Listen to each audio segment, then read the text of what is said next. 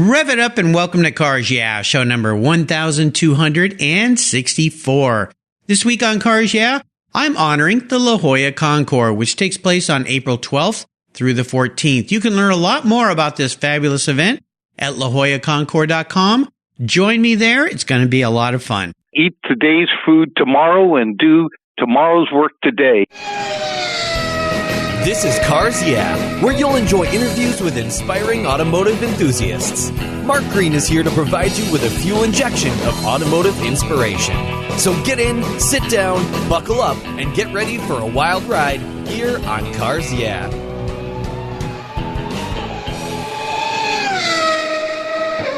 Hello, automotive enthusiasts. I'm revved up and so excited to introduce today's very special guest, calling in from my hometown, La Jolla, California, Dr. Richard Greenfield. Richard, are you buckled up and ready for a fun ride? As long as it's fast, I am. Okay, I promise to keep my foot into it. Dr. Richard Greenfield is an orthopedic surgeon who specializes in sports medicine and orthopedic surgery. He earned his undergraduate degree at Stanford, and it was at that time he caught the car bug. And in his spare time, he started working on hot rods. Richard bought his first collector car, a 1927 Packard, some 40 years ago. And since then, his passion for old cars has not diminished one bit. In fact, he still has that car. The La Jolla Concours was a big inspiration for Richard, and he's displayed several of his collector cars at this event over the years. And this year, he'll bring his 1937 Cadillac Limousine Coupe. It's the only one ever made. So, Richard, I've told our listeners just a little bit about you. Would you take a brief moment, share a little bit more about a very obvious passion you have for automobiles? Sure, it's a pleasure to do so. I was growing up and found that I liked cars much more than my parents did, and that's probably when I got the bug. When I went off to Stanford, I met several fellow students. We became close friends, and we found that we all loved cars, and we did something that I know you're not supposed to do, but build cars for street racing.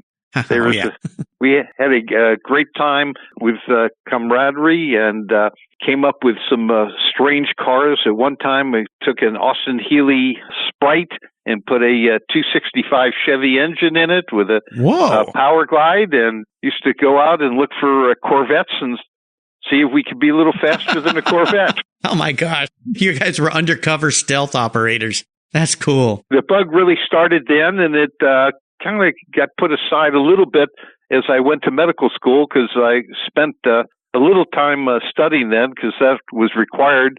In medical school, my best friend from Stanford and I started restoring Austin Healey 3000s and made a little money doing that and had some fun and kept us from having to study all the time.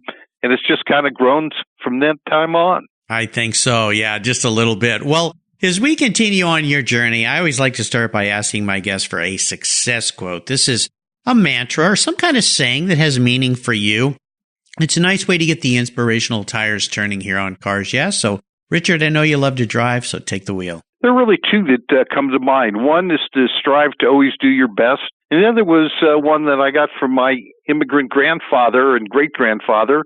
And they used to say, eat today's food tomorrow and do tomorrow's work today. And so the idea was to put in as much effort as you could, be the best that you could, and not lounge around too much. You know, that's a great legacy to leave for you from relatives like that. And obviously, that's the way you want to be as a physician.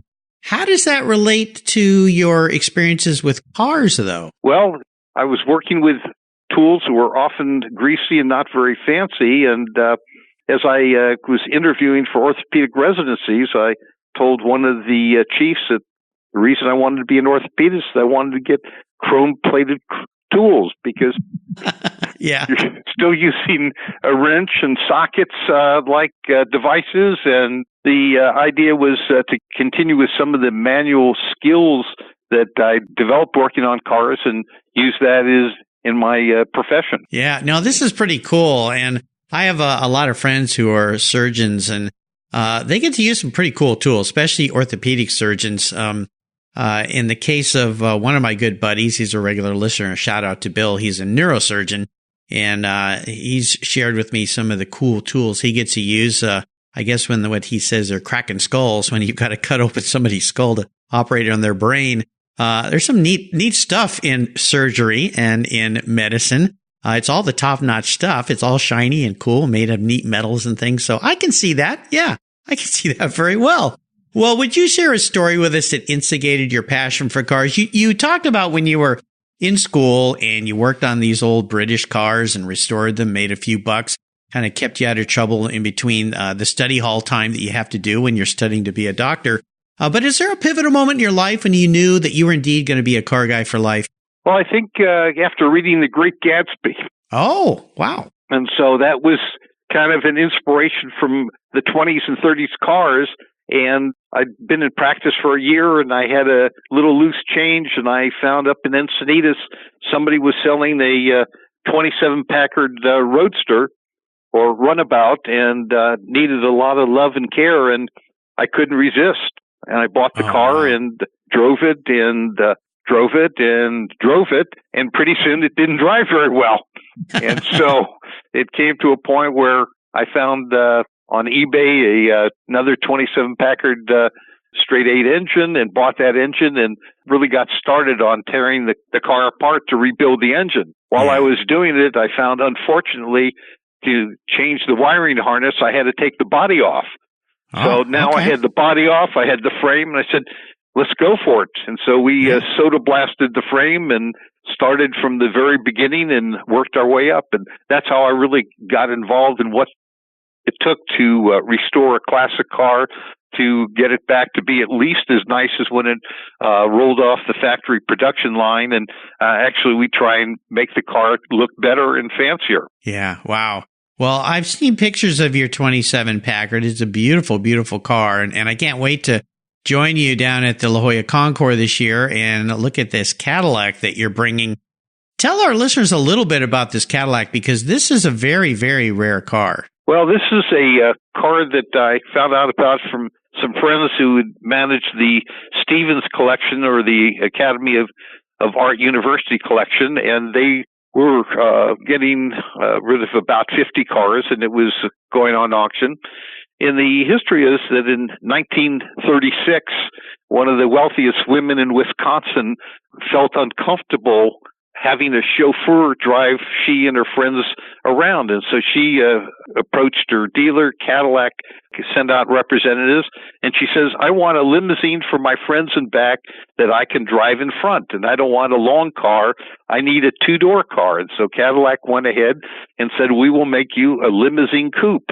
And they did so. So the interior of the car is like a limousine, but it can be driven by one person. It does not need a chauffeur. And she drove that car till the late 30s, when there was some rumbling of war issues in Europe and discussion of gasoline rationing. And so she put the car up on blocks, and it sat on block till the early 50s, when it was bought by a broker and then sold to a well-known collector who drove the car, did a little bit of a restoration on the paint, but then sold the car to the Stevens collection, and it sat there for 15 years without a lot of love. I hate to say it, but there wasn't a lot of love. And we got the car and decided to try and restore it to its original beauty. Wow. Well, I can't wait to see this car. This is very, very cool. And can you imagine today going to a car company and saying, well, I want you to make me something custom? I mean, it just wouldn't happen anymore. But back in those days, things were very different, obviously. And if you were well-heeled, as they say, and willing to pay for it, they'd bill you whatever you want. So I can't wait to see this thing. What color is it? It's burgundy. Okay. As is the interior.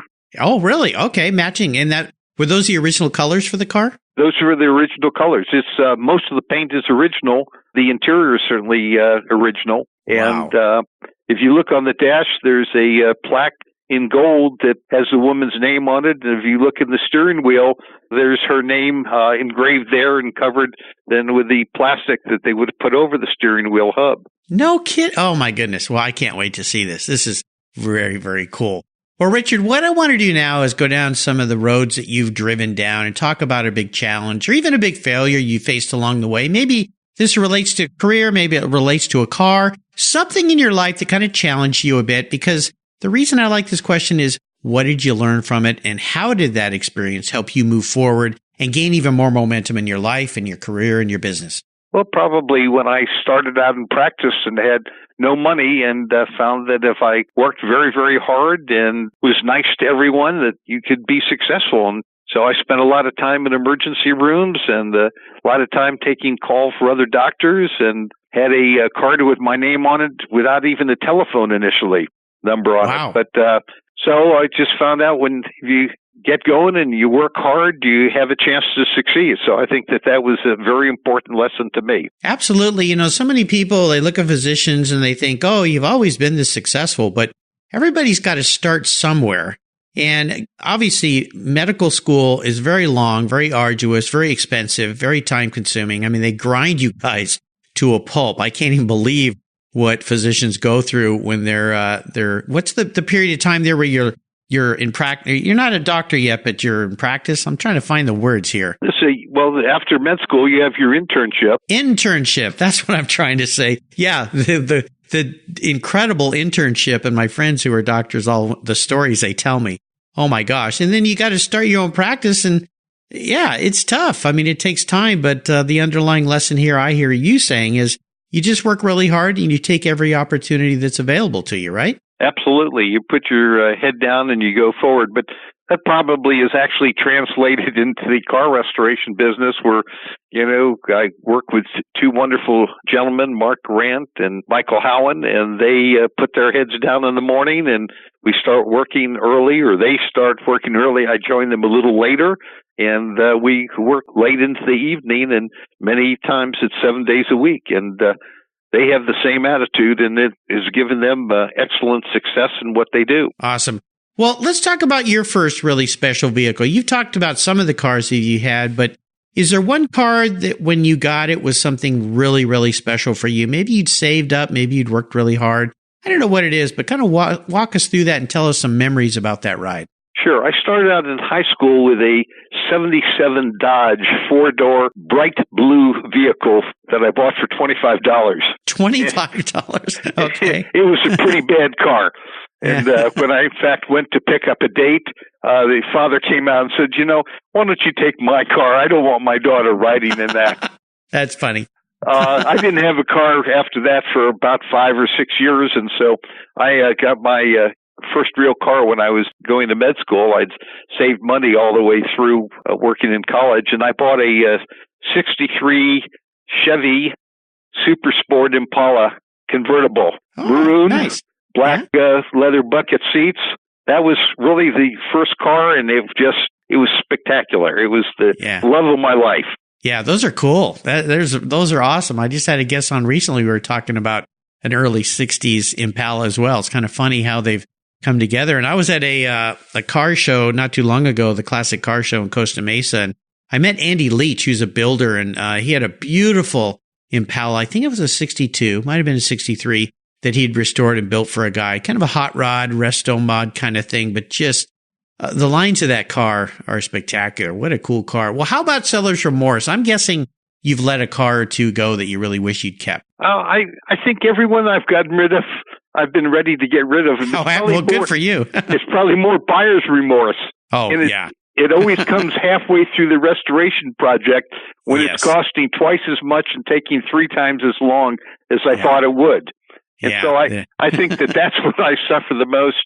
Of course, when the job is done, I'm thrilled and I forget about all the pain. Yeah. You know, I've heard this many, many times on car restorations. They can be painful. That's for sure. And when you're buying a car, lots of times you don't really know what you got till you start tearing it apart. I guess it's kind of like orthopedic surgery. Sometimes you go in and you're not quite sure what you're going to see in there. And you go, there we go. This is going to be a bit of a challenge. But, yeah, I've heard that many times. Most of the people I talk to say, buy a car that's already been restored, but you like to do it the good old-fashioned hard way.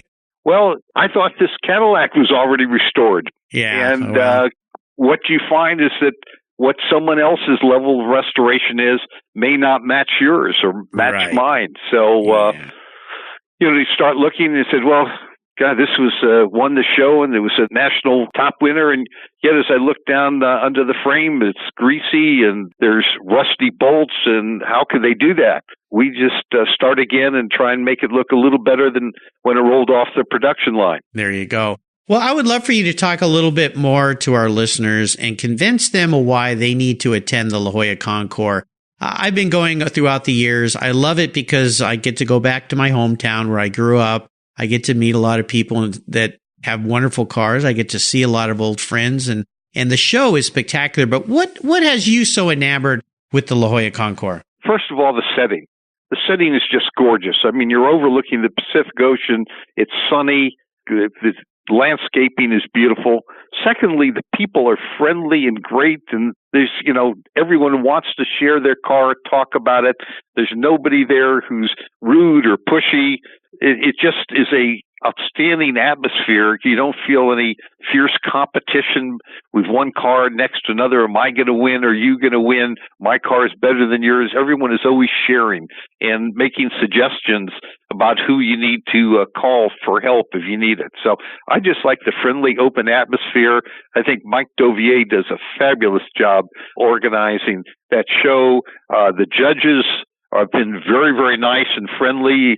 And the first car I took there, I was, petrified, and they were just reassuring and comforting. So I think it's just a gorgeous experience. It really is. And I encourage all the listeners there, if there's any way you can make your way to San Diego County here in the middle of April, the La Jolla Concours is well worth a trip. I kind of call it a mini Pebble Beach because it's very much like Pebble Beach. It's on the Pacific Ocean. The venue's fantastic.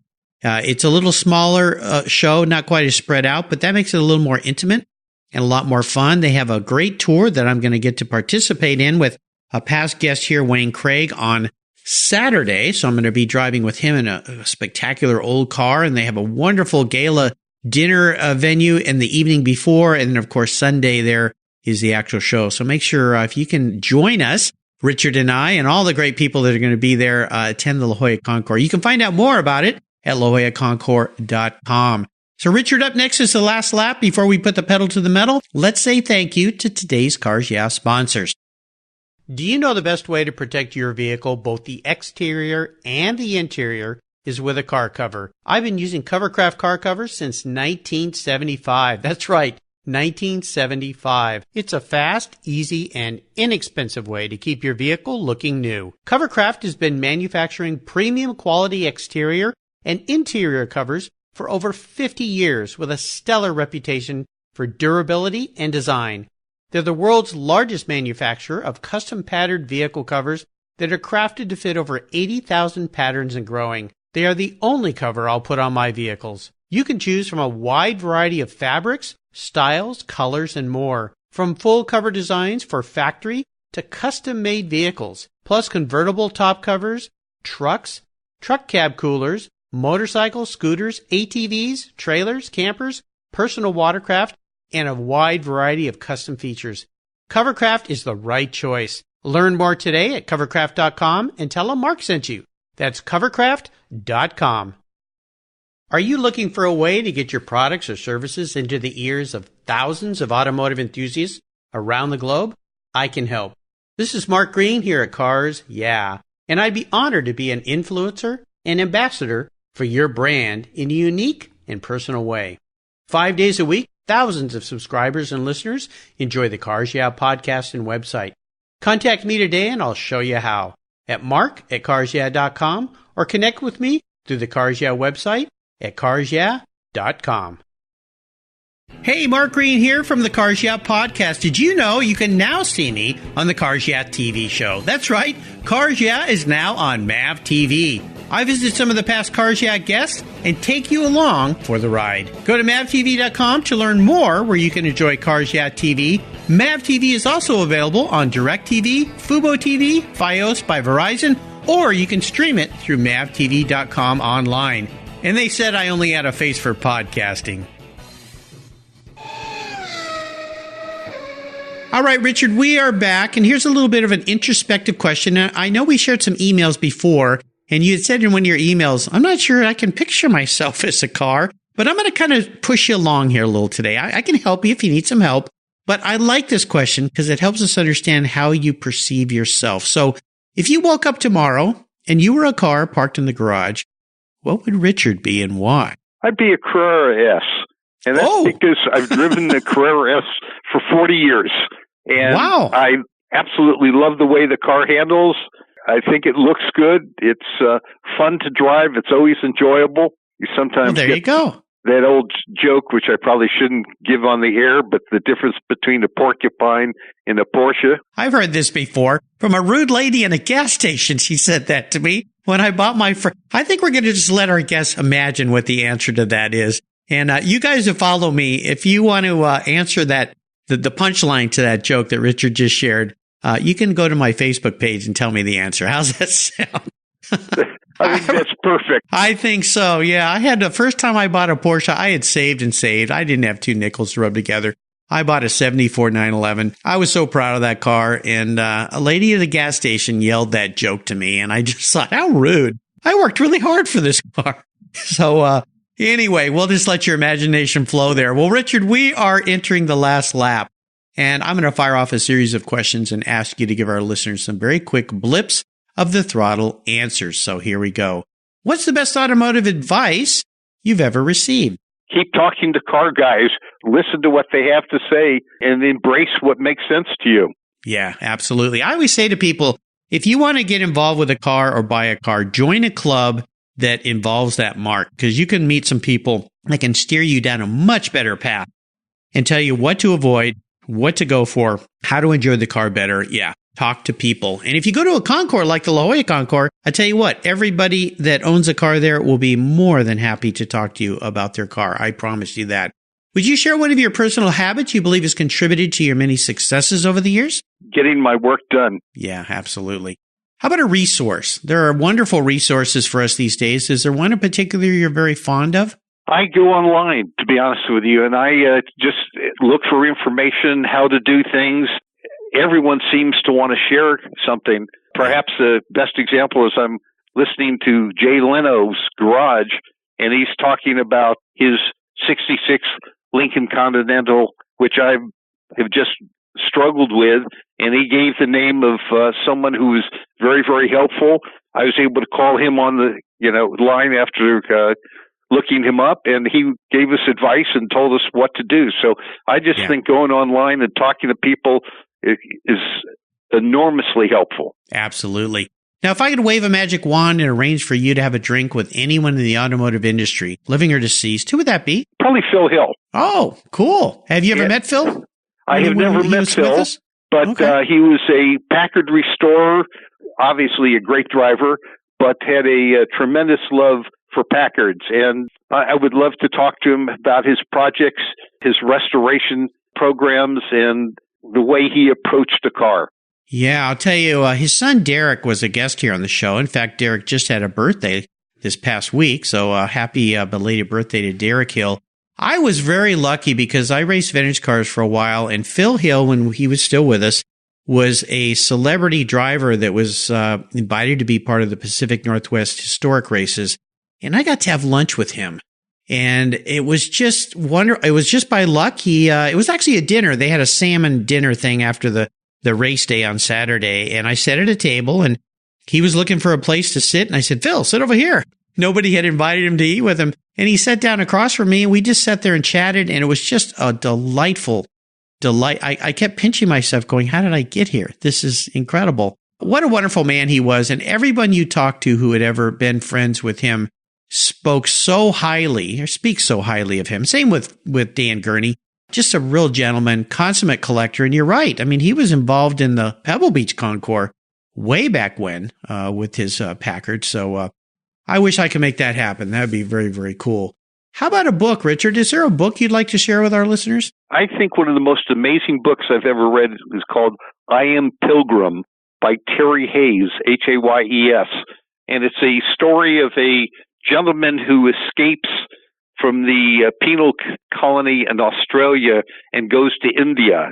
It's actually a true story that's been written on toilet paper. It's a very long book, but it is outstanding description of life in India for those in Mumbai, for the impoverished, and the criminal elements and success, and even manages to get a little bit of Al-Qaeda into the middle of it. So it's a book I really recommend. You won't be able to put it down, called I Am Pilgrim by Terry Hayes. Oh, I'm glad you mentioned that book. That's not been mentioned here before, and I've got over 1,000 books listed on the Cars Yeah website under the references sources or resources part of the website, guest recommended books. But I'm going to read that because my son is going to be married to a young woman who's from Mumbai. Her family's from Mumbai, and we're going to be going to a wedding there sometime, I would assume, in the next year or two. And I'd like to read that. Yeah, I've never heard of that book, so I will make sure I pick it up. It is a must, and hopefully you will not be in the slums where he is writing from. I don't think so. No, I think we'll be in a pretty nice part of Mumbai, but it's quite an interesting country. My son's been there many times, has some incredible stories about that country. So I'll definitely pick it up. Maybe that'd be a book to read on the long flight over to Mumbai. That might be a good one. So very cool. Well, we're up to the checkered flag here, Richard. And this last question, well, it can be a bit of a doozy. Today, I'm going to buy you any cool collector car on the planet. That's right. I'm going to get out my big checkbook and buy you whatever you'd like. But there's a couple rules to this game that make it very challenging. One is it's the only collector car you can have. That's the hard part of this. You can't sell it to buy a bunch of other toys with. That little trick's off the table. And it's a car that you got to drive. No garage queens allowed here at Cars Yeah. So what can I buy you? 1937 Packard V12 convertible sedan. Daily driver, smooth as can be, very fast, excellent braking, new coil springs added that year. Well, you knew exactly what you wanted, didn't you? That wasn't a hard question at all. No, absolutely. I would love that car.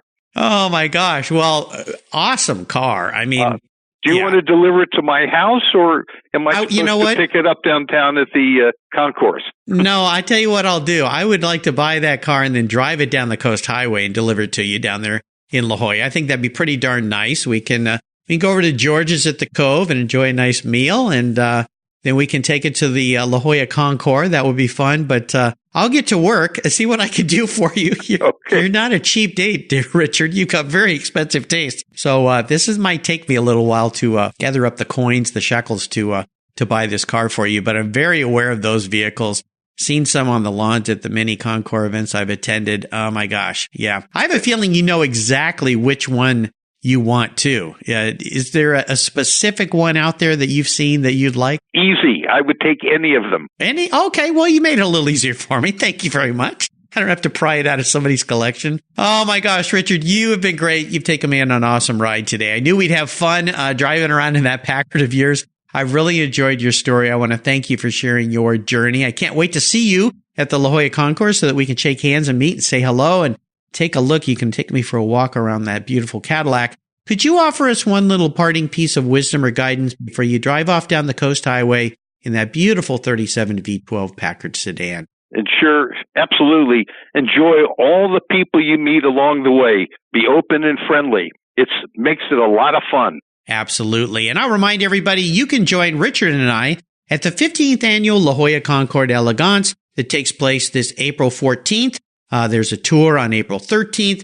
It's at the beautiful La Jolla Cove. If you want to learn more, just go to lajollaconcours.com and all the information will be there. I hope that you join us. Richard, thanks for being so generous today with your time and expertise and for sharing your many wonderful experiences with me and the listeners. Until you and I talk again, I'll see you at the La Jolla Concours. My pleasure, Mark, and thank you. You're welcome. You take care of your cars, but who takes care of your investments? Tune-ups aren't just for engines. Updating your financial plan is important too. Your GPS may take you from A to B, but it won't help you on the road to financial freedom. For that, you need a good co-pilot and a very trusted advisor. Chris Kimball, CFP, is just the man for the job. He'll guide you down that road without driving you crazy. For over 25 years, Chris has helped people just like you and me with their financial planning and investments. With a master's degree in financial services, he is eminently qualified, and he's a car guy too. Learn more at chrisvkimball.com or call 866-ON-A-PLAN. Securities through Money Concepts Capital Corp. Member FINRA SIPC. CK Financial Services is not affiliated with Money Concepts Capital Corp. Thank you so much for joining us on today's ride here at Cars Yeah. Drive on over to carsyeah.com to find show notes and inspiring automotive fun. Download your free copy of Filler Up, a fun book filled with gorgeous photographs of fuel filler fun, including quotes from more inspiring automotive enthusiasts. Download your copy today, and we'll see you next time on Cars Yeah.